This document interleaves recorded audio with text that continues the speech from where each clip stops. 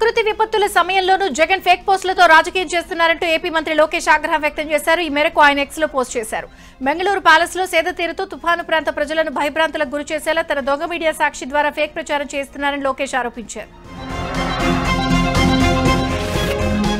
మోంతా తుఫాను కారణంగా కోనసీమ జిల్లా రామచంద్రాపురంలో దెబ్బతిన్న పంట పొలాలను మంత్రి వాసంశెట్టి పరిశీలించారు. రైతులు వ్యవసాయ శాఖ అధికారులతో మాట్లాడి పంట నష్టం అంచనాను తెలుసుకున్నారు. తుఫాను కారణంగా నష్టపోయిన రైతులను ఆదుకుంటామని మంత్రి భరోసానిచ్చారు. రైతులెవరూ అధైర్యపడి ఆందోళన చెందవద్దని మంత్రి తెలిపారు. రైతు పండించిన ప్రతి బియ్యపు గింజను ప్రభుత్వం కొనుగోలు చేస్తుందని తెలిపారు. పునరావాస కేంద్రాల్లో తలదాచుకున్న వారికి 3,000 నగదు 25 కేజీల బియ్యం అందజేస్తామన్నారు. మత్స్యకారులు చేనేతలకు 50 కేజీల బియ్యం నిత్యావసర వస్తువులు అందజేస్తామన్నారు. నెల్లూరు జిల్లా ఆత్మకూరు అధికారులతో మంత్రి ఆనం రామనారాయణ రెడ్డి టెలికాన్ఫరెన్స్ నిర్వహించారు. తుఫాను నష్ట నివారణ చర్యలు వెంటనే చేపట్టి గ్రామాల్లో పరిస్థితులు చక్కదిద్దాలని ఆదేశాలిచ్చారు. శానిటేషన్, విద్యుత్తు, తాగునీటి సమస్యలు తక్షణం తీర్చాలని అన్నారు.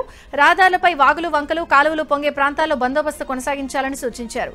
డ్రోన్ కెమెరాలతో బ్లాక్ అయిన రోడ్లన్నీ గుర్తించి నివారణ చర్యలు తీసుకోవాలని తెలిపారు. ఆత్మకూరు ప్రభుత్వ ఆసుపత్రులతో పాటు అన్ని పీహెచ్సీల్లో డాక్టర్లు, వైద్య సిబ్బంది అందుబాటులో ఉండాలని మంత్రి ఆదేశించారు. తూర్పుగోదావరి జిల్లా నిడదవోలులోని తుఫాను ప్రభావిత ప్రాంతాల్లో మంత్రి కందుల దుర్గేష్ పర్యటించారు. కంసాలిపాలెం వద్ద ఎర్రకాలువ ప్రవాహ ఉధృతిని పరిశీలించారు. రైతులతో మాట్లాడి సమస్యలు తెలుసుకున్నారు. ఎర్రకాలువ వల్ల ముంపు లేకుండా శాశ్వత పరిష్కారానికి చర్యలు తీసుకుంటున్నట్లు మంత్రి రైతులకు వివరించారు. తుఫాను వర్షాల వల్ల నష్టపోయిన వరి పంటలను పరిశీలించారు. పంట పరిస్థితి, దిగుబడులపై రైతులు ఆరా తీశారు. తుఫాను ప్రభావం తగ్గే వరకు పునరావాస కేంద్రాల్లోనే ఉండాలని బాధితులకు మంత్రి దుర్గేష్ సూచించారు. తుఫాను కారణంగా వీచిన ఈదురుగాలుల ప్రభావం కాకినాడ జిల్లాపై ఎక్కువగా పడింది. కాజులూరు మండలం కోలంక, గొల్లపాలెంలో భారీ చెట్టు కూలిపోయింది. సహాయక చర్యల్లో మంత్రి సుభాష్ సైతం పాల్గొన్నారు. ఏలూరు జిల్లా ద్వారకా తిరుమల మండలం పి కన్నాపురంలో మోంతా తుఫాను ప్రభావంతో దెబ్బతిన్న వరి పంటలను గోపాలపురం ఎమ్మెల్యే మద్దిపాటి వెంకటరాజు పరిశీలించారు. తుఫాను ప్రభావంతో పంటలను కోల్పోయిన రైతులను అన్ని విధాలా ఆదుకుంటామని భరోసా ఇచ్చారు. మండల టీడీపీ నాయకులు, కార్యకర్తలతో కలిసి తుఫాను ప్రభావంతో నేలకొరిగిన వరి పొలాలను పరిశీలించారు. ధాన్యం మొలకెత్తకుండా ఉండేందుకు అధికారుల సూచనల మేరకు డ్రోన్ సహాయంతో ఉప్పునీటి ద్రావణాన్ని నేలవాలిన వరి పంటపై స్వయంగా ఎమ్మెల్యే పిచికారీ చేయించారు. నష్టపోయిన రైతులను ప్రభుత్వం తరపున అన్ని విధాలా ఆదుకుంటామని ఎమ్మెల్యే హామీ ఇచ్చారు. పశ్చిమ గోదావరి జిల్లా పాలకోడేరు మండలంలోని అన్ని శాఖల అధికారులతో డిప్యూటీ స్పీకర్ రఘురామకృష్ణరాజు సమీక్ష సమావేశం నిర్వహించారు. తుఫాను ప్రభావం తక్కువగా ఉండటం, జిల్లా రాష్ట్ర యంత్రాంగం ముందస్తు చర్యలు తీసుకోవడంతో పాలకోడేరు మండలంలో ఆస్తి ప్రాణనష్టం జరగలేదని రఘురాం అన్నారు. ఈ సందర్భంగా మండలంలోని అధికారులను అభినందిస్తున్నానని అన్నారు. చాలా వరకు ఆక్రమణలు తొలగించామని, కొన్ని ఆక్రమణలు కోర్టులో ఉన్నాయన్నారు. వాటిని పరిష్కరిస్తామని చెప్పారు. పల్నాడు జిల్లా చిలకలూరుపేటలోని తుఫాను ప్రభావిత ప్రాంతాల్లో ఎమ్మెల్యే ప్రతిపాటి పుల్లారావు పర్యటించారు. ప్రభుత్వ సహాయక చర్యలను ప్రతిపాటి పుల్లారావు స్వయంగా పరిశీలించారు. గత ప్రభుత్వం డ్రైనేజీ వ్యవస్థపై దృష్టి పెట్టకపోవడం వల్ల చిలకలూరుపేటకు ఈ దుస్థితి వచ్చిందని అన్నారు. చిలకలూరుపేట నియోజకవర్గంలో 20 సెంటీమీటర్ల వర్షపాతం నమోదైందని, సంజీవ్ నగర్, సుగాల కాలనీ, పురుషోత్తపట్నం, వీరముష్టి కాలనీలు వరద ముంపుకు గురైనట్లు చెప్పారు. లోతట్టు ప్రాంతాల ప్రజలను పునరావాస కేంద్రానికి తరలించి అన్ని వసతులు కల్పించామని ప్రతిపాటి తెలిపారు. వారిని ప్రభుత్వం సహాయ సహకారాలు అందిస్తుందని తెలిపారు. ఎన్టీఆర్ జిల్లా నందిగామలో కురిసిన భారీ వర్షాలకు వాగులు పొంగి పొరలుతున్నాయి. నందిగామ ఎమ్మెల్యే తంగిరాల సౌమ్య నందిగామలో పర్యటించారు. చందాపురం వద్ద ఉధృతంగా ప్రవహిస్తున్న నల్లవాగును, రమణ కాలనీలో ముంపు ప్రాంతాలను పరిశీలించారు. అనంతరం పునరావాస కేంద్రాల్లో సౌకర్యాలను సౌమ్య అడిగి తెలుసుకున్నారు. తుఫాను బాధితుల కోసం నెల్లూరు జిల్లా కందుకూరు పాలిటెక్నిక్ కాలేజీలో తుఫాను బాధితుల కోసం ఏర్పాటు చేస్తున్న పునరావాస కేంద్రాన్ని కందుకూరు ఎమ్మెల్యే ఇంటూరు నాగేశ్వరరావు పరిశీలించారు. బాధితులకు అందిస్తున్న ఆహారం, ఇతర సదుపాయాల గురించి అధికారులను అడిగి తెలుసుకున్నారు. విప్పగుంట రోడ్, ఉప్పు చెరువు, మహదేవరపురం, ఏకలవ్యనగర్ ప్రాంతాలకు చెందిన 600 మందిని పునరావాస కేంద్రానికి తరలించారు. ఉప్పు చెరువు లోతట్టు ప్రాంతాల్లో ఉన్న ఇళ్లలోకి నీరు చేరడంతో ఆ ప్రాంత వాసులు తీవ్ర ఇబ్బందులు పడ్డారు. తుఫాను ప్రభావంతో ప్రకాశం జిల్లా కనిగిరి నియోజకవర్గం వ్యాప్తంగా భారీ వర్షాలు కురుస్తున్నాయి.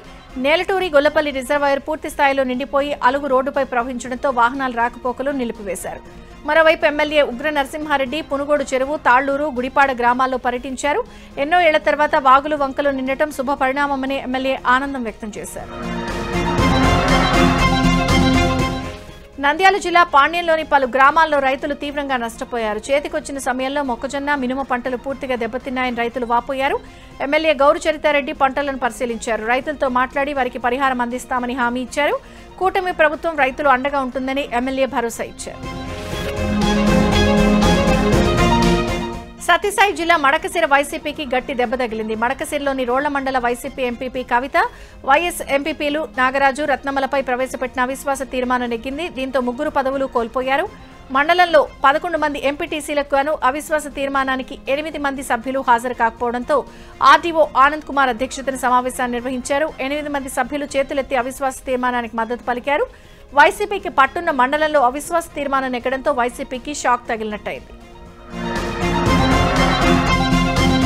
అనంతపురం జిల్లా కళ్యాణదుర్గం మున్సిపాలిటీ చైర్పర్సన్ తలారి రాజ్ కుమార్ ను పదవి నుంచి తొలగిస్తూ ప్రభుత్వ ఉత్తర్వులు జారీ చేసింది. విధులకు విరుద్ధంగా ప్రవర్తించడం, చట్టబద్దమైన బాధ్యతలను నిర్వర్తించకపోవడం వంటి కారణాలతో ఈ చర్యలు తీసుకున్నట్లు ప్రభుత్వం ప్రకటించింది.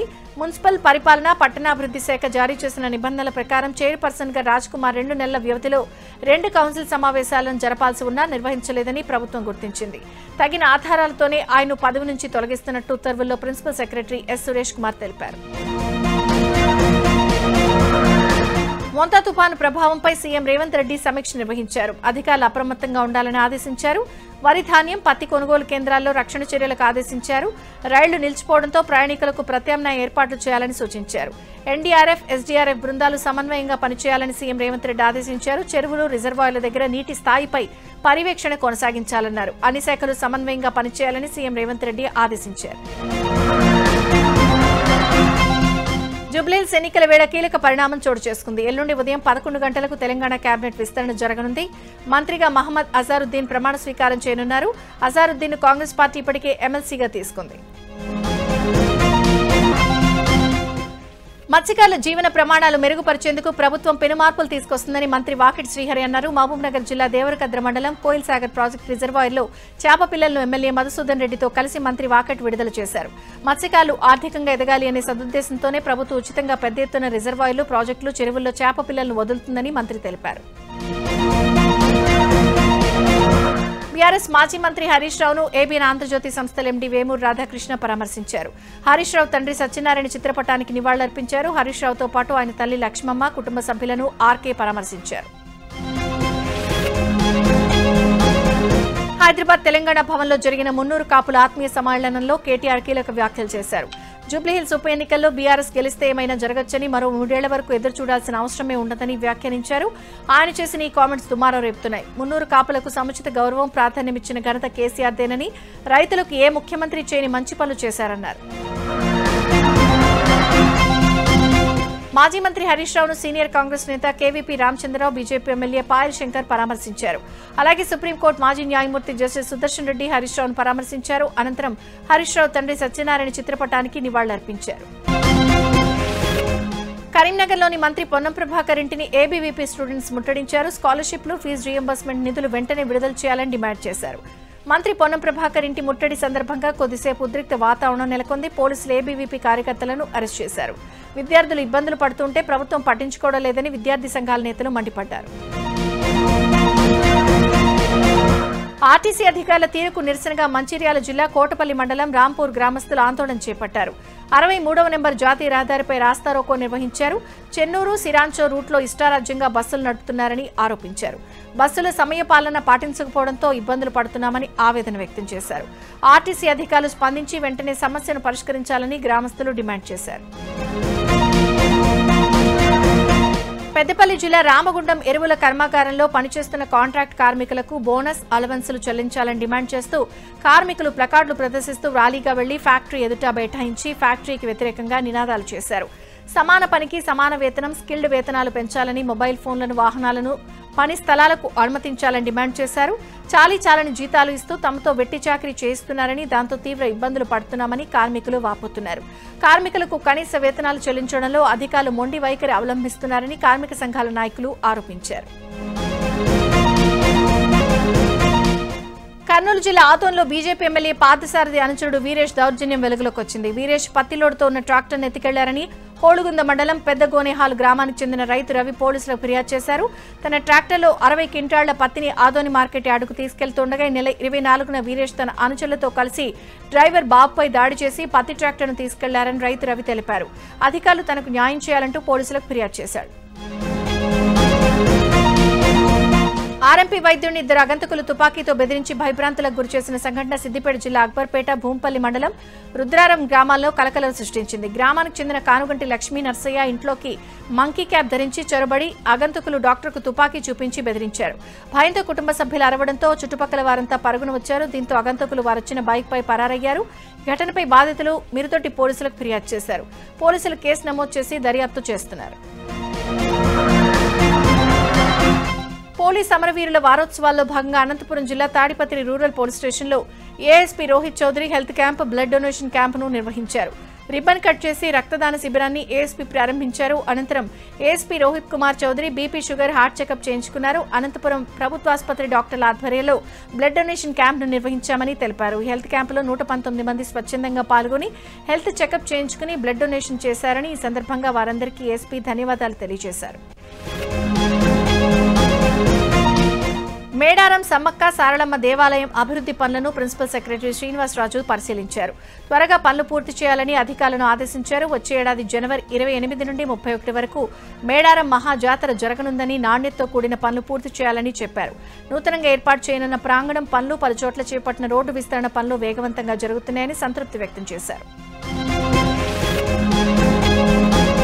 అనంతపురం జిల్లా గుంతకల్లులో ప్రసిద్ధ పుణ్యక్షేత్రం కసాపురం శ్రీ నెట్టికంటి ఆంజనేయ స్వామి ఆలయ గోపురాల కలశాల శిఖర ప్రతిష్ఠ మహోత్సవాలు 3 రోజుల పాటు జరగనున్నాయి. అందులో భాగంగానే నిర్వహించిన శ్రీ నెట్టికంటి ఆంజనేయ స్వామి రాజగోపురాలకు ప్రతిష్టాపన చేయనున్న శిఖర కలశాలకు అర్చకులు ప్రత్యేక పూజలు చేశారు.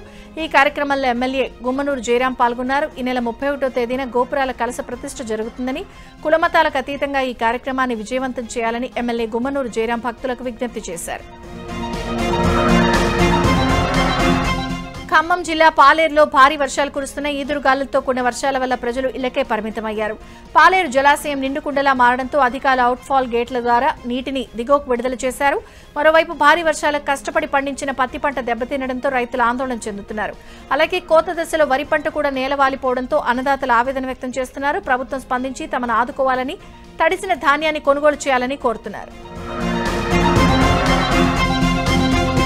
అల్లూరు జిల్లాలో వర్షాలకు రోడ్లపైకి వరద నీరు చేరింది. వంతెన సైతం తెగిపోవడంతో 20 గ్రామాలకు రాకపోకలు నిలిచిపోయాయి. రోడ్లపైకి వరద నీరు చేరడంతో వాహనాలు ఎక్కడికక్కడ స్తంభించిపోయాయి. పాఠశాల సైతం నేలమట్టమైంది. అరకులోని రైల్వే ట్రాక్పై కొండ చర్యలు విరిగిపడటంతో రైళ్ల రాకపోకలు నిలిచిపోయాయి. కితలంగి వాగు ప్రమాదకరంగా ప్రవహిస్తూ ఉండడంతో పురిటి నొప్పులతో అవస్థలు పడ్డ గర్భిణిని అతి కష్టం మీద అరకు ఏరియా ఆసుపత్రికి తరలించారు. నాగర్ కర్నూలు జిల్లాలో వర్షాలకు వాగులు, వంకలు ఉధృతంగా ప్రవహిస్తున్నాయి. అచ్చంపేటలోని కాలనీలు చెరువులను తలపిస్తున్నాయి. చౌటుపల్లి, మద్దిమడుగు మధ్య రాకపోకలు బంద్ అయ్యాయి. ఉప్పునుత్తల మండలంలోని దుందుబి వాగు మధ్యలో 2 గేదెలు చిక్కుకున్నాయి. అంబటిపల్లి, హౌసలికుంట మధ్యలో వాగులో కారు చిక్కుకుంది. నల్లమల్లో ఉమామహేశ్వరంలో దర్శనానికి వచ్చి వాగులో చిక్కుకున్న భక్తులను ట్రాక్టర్ ద్వారా రక్షించారు. ప్రకాశం జిల్లాలో వాగు దాటుతూ వరద నీటిలో చిక్కుకున్న వ్యక్తిని పోలీసులు రక్షించారు. జరుగుమల్లి మండలం పచ్చవకు కోటయ్య అనే వ్యక్తి పొన్నలూరు దగ్గర వాగు దాటుతూ వరద నీటిలో కొట్టుకుపోయాడు. అలా కొట్టుకుపోతూ దుంగ ఆసరాగా పట్టుకుని చెట్టెక్కాడు. రాత్రంతా చెట్టుపైన బిక్కుబిక్కుమంటూ కాలం గడిపాడు. ఉదయాన్నే కోటయ్యను స్థానికులు గమనించి పోలీసులకు సమాచారం ఇచ్చారు. వెంటనే అక్కడికి చేరుకున్న పోలీసులు రోప్ సహాయంతో చెట్టుపై ఉన్న కోటయ్యను సురక్షితంగా బయటకు తీసుకొచ్చారు. తెలంగాణలోని పలు జిల్లాలకు వాతావరణ శాఖ రెడ్, ఆరెంజ్, ఎల్లో అలర్ట్ జారీ చేసింది. వరంగల్, హన్మకొండ, మహబూబాబాద్ జిల్లాల్లో అత్యంత భారీ వర్షాలు కురిసే అవకాశం ఉండడంతో రెడ్ అలర్ట్ జారీ చేసింది. ఆదిలాబాద్, నిర్మల్, మంచిర్యాల, జగిత్యాల, పెద్దపల్లి, జయశంకర్, భూపాలపల్లి, కరీంనగర్, ములుగు, భద్రాద్రి కొత్తగూడెం, మహబూబాబాద్, ఖమ్మం, సిద్దిపేట జిల్లాల్లో భారీ నుంచి అతి భారీ వర్షాలు కురిసే అవకాశం ఉండడంతో ఆరెంజ్ అలర్ట్ జారీ చేసింది. కొమరం భీం, ఆసిఫాబాద్, నిజామాబాద్, రాజన్న సిరిసిల్ల, కామారెడ్డి, మెదక్, యాదాద్రి భువనగిరి, సూర్యాపేట జిల్లాల్లో భారీ వర్షాలు కురిసే అవకాశం ఉండడంతో ఎల్లో అలర్ట్ జారీ చేసింది. విజయనగరం జిల్లా సంతకౌటి మండలంలో వాగులు పొంగుతున్నాయి. సిరిపురం వద్ద రెల్లిగడ్డ వరదల కారణంగా బ్రిడ్జిపై నుంచి వరద ప్రవహిస్తోంది. దీంతో సంతకౌటి, పొందూరు మండలాల మధ్య రాకపోకలు నిలిచిపోయాయి. పోలీసులు, రెవెన్యూ సిబ్బంది గెడ్డ వద్ద బారికేడ్లు ఏర్పాటు చేసి గెడ్డ మీదుగా ఎవరూ వెళ్లకూడదని హెచ్చరికలు జారీ చేశారు. ఈ రహదారి విజయనగరం, శ్రీకాకుళం జిల్లాలకు అనుసంధానంగా ఉండే ప్రధాన రహదారి. వరదల కారణంగా 2 జిల్లాలకు రాకపోకలు నిలిచిపోయాయి.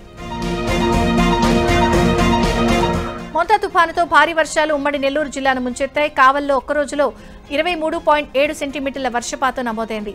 సరాసరిన 14 సెంటీమీటర్ల వర్షం కురిసింది. నెల్లూరులో 10 సెంటీమీటర్ల వర్షం కురవగా నగర శివారు ప్రాంతాలు జల దిగ్బంధంలో చిక్కుకున్నాయి. నాగర్ కర్నూలు జిల్లా అచ్చంపేట మండలం బోల్గేట్పల్లి స్టేజ్ వద్ద చంద్రసాగర్ వాగులో ఈత వనం కొట్టుకుపోయింది. రాత్రి నుంచి ఏకధాటిగా కురుస్తున్న వర్షాలతో చంద్రబాగు ఉధృతంగా ప్రవహిస్తోంది. దీంతో 10 ఎకరాల్లో వేసిన ఈత వనం కొట్టుకుపోయింది. మొత్తం 350 ఈత మొక్కలు నాటిన తనకు 20 లక్షల రూపాయల నష్టం వాటిల్లిందని తనను ప్రభుత్వం ఆదుకోవాలని రైతు విజ్ఞప్తి చేశాడు.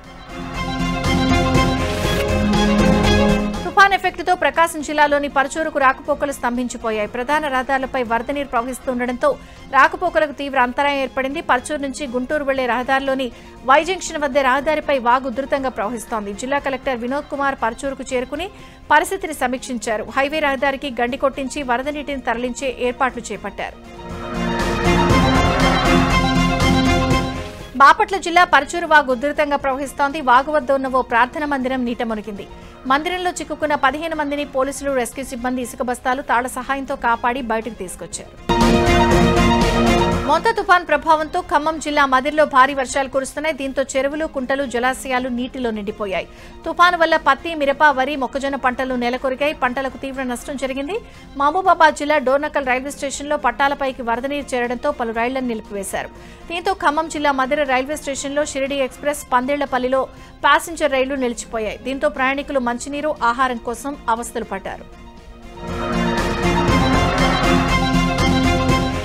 నారాయణపేట జిల్లాలో 3 రోజులుగా భారీ వర్షాలు కురుస్తున్నాయి. ఇంటి పైకప్పు కూలి నిద్రిస్తున్న తల్లి కూతుళ్లపై పడింది. శిథిలాల కింద చిక్కుకున్న తల్లి కూతుళ్లను స్థానికుల సహాయంతో పోలీసులు బయటకు తీసి ఆసుపత్రికి తరలించారు. ఈ ప్రమాదంలో తల్లి కూతుళ్లకు తీవ్ర గాయాలయ్యాయి. సూర్యుడి లేత కిరణాలు తూర్పు కరసన్నల్లోని శేషాచలం బయోస్పియర్ రిజర్వ్ పై పడుతున్నాయి.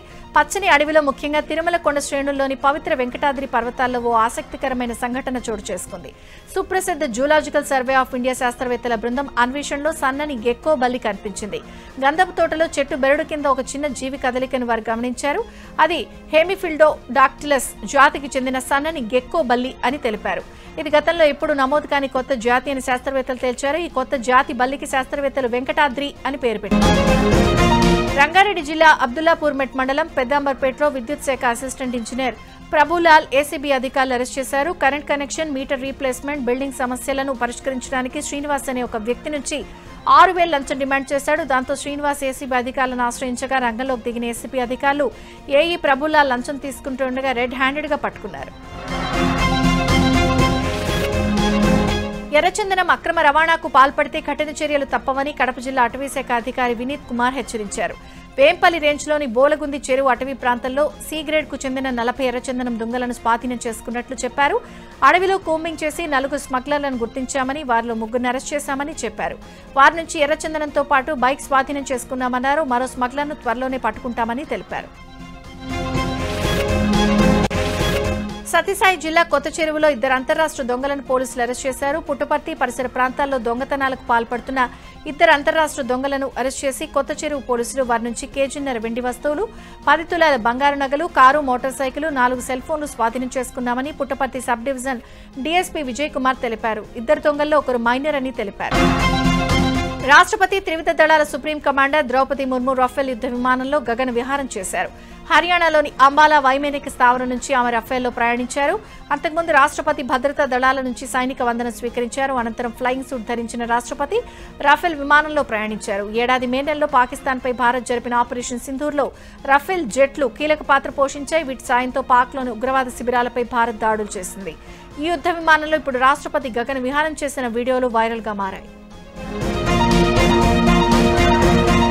భారత్ చైనా సంబంధాలు ఇటీవల కాలంలో బలపడిన నేపథ్యంలో సరిహద్దుల నిర్వహణపై ఇరు దేశాల మధ్య ఉన్నత స్థాయి చర్చలు జరిగాయి. దీనికి సంబంధించి చైనా రక్షణ మంత్రిత్వ శాఖ ప్రకటన చేసింది. తూర్పు లద్దాఖ్లోని వాస్తవాధీన రేఖ వెంబడి శాంతి భద్రతను కాపాడుకోవడమే లక్ష్యంగా ఈ చర్చలు జరిగినట్లు తెలిపింది. సైనిక, దౌత్య మార్గాల్లో లోతైన చర్చలు జరిపేందుకు ఇరువైపుల అంగీకారం లభించిందని చైనా వెల్లడించింది. భారత్ చైనా సరిహద్దు ప్రాంతాల్లో సంయుక్తంగా శాంతిని కాపాడేందుకు అంగీకరించారని పేర్కొంది. చైనాతో చర్చల విషయాన్ని భారత ప్రభుత్వం కూడా ధృవీకరించింది. కరూరులో సెప్టెంబర్ 27న జరిగిన తొక్కిసలాట ఘటనలో మృతుల కుటుంబాలకు టీవీకే అధ్యక్షుడు విజయ్ పంపిన పరిహారాన్ని ఓ బాధితురాలు తిప్పి పంపిన విషయం చర్చనీయాంశమైంది. టీవీకే తరపున మృతుల కుటుంబ సభ్యులకు బ్యాంక్ ఖాతాలో 20 లక్షల చొప్పున ఈ నెల 18న జమ చేశారు. మృతుల్లో ఒకరైన రమేష్ భార్య సంఘవి ఆ సొమ్మును తిప్పి పంపారు. విజయ్ నేరుగా వచ్చి తమను ఓదారుస్తారని అనుకుంటే వీడియో కాల్లో మాట్లాడారని, కానీ ముందుగా ఆర్థిక సాయం తీసుకోవాలని చెప్పారని ఆవేదన వ్యక్తం చేశారు. తమకు డబ్బు ముఖ్యం కాదని, తాము విజయ్ పరామర్శ కోసం ఎదురుచూస్తున్నామన్నారు.